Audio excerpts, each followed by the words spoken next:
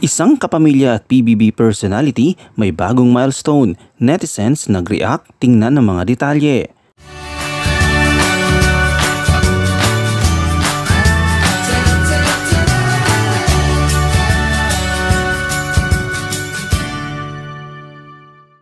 Ibinahagi ni Maymay Entrata ang isang sorpresa sa kanyang mga fans matapos niyang ibalita na siya ay napabilang sa iconic Times Tower billboard sa Times Square ng New York City. Sa kanyang IG account, ipinost ni Maymay ang isang larawan ng billboard. Sa kanyang caption ay sinabi, "All glory to God, maraming salamat sa lahat ng suporta mula sa my loves ko sa journey ko dito sa musika.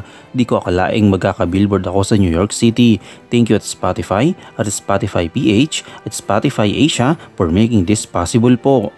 Kasama si Maymay Entrata sa kampanyang Equal na nagbibigay diin sa mga babaeng musikera mula sa iba't ibang panig ng mundo.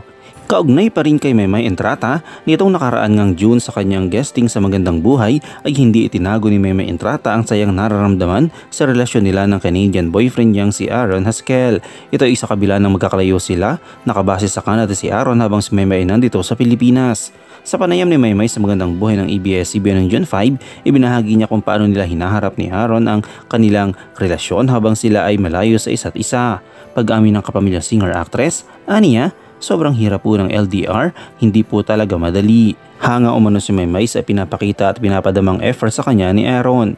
Simulat sa pool ay consistent daw ito sa pagpaparamdam sa kanyang saya lang ang bukod tanging babae sa puso niya, magkalayo man sila.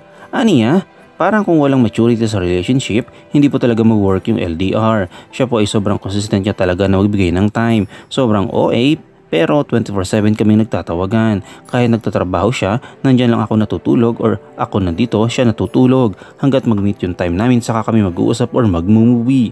Mahirap man ang sitwasyon ng kanilang relasyon, masasabi umano ni Maymay na worth it si Aaron. Anya pa, mahirap man pero worth it po siya kasi consistent po siya talaga. Lagi niyang ipinaparamdam sa akin yung suporta niya, yung peace sa puso ko na wala akong dapat ipag-alala sa kung saan man siya naroon, basta maging safe lang siya. Aside dun sa ibang bagay na may nababalitang pagsisilosan, wala po talaga. Sa lahat din umano ng bagay na ginagawa ni Maymay ay nararamdaman niyang suportado siya ng kanyang nobyo. Dagdag pa niyang pahayag, yung suporta din po siya sa trabaho ko, grabe po. Kunwari yung sayo-sayo kasama ibang lalaki, yung pa-sexy tapos magsiselo siya pero hindi po talaga. Grabe din yung nararamdaman ko na kapag may trust yung relationship, parang ang dali lang ng buhay. Ano yung komento kaugnay dito? Shoutout tayo kina Enaloy Gem, kay Evangeline Malilin at kay Jang TV. I-comment mo lang ang inyong opinion sa comment section at huwag kalimutang i-like, i-follow, i-subscribe ang bcgram.net para sa mga latest happenings.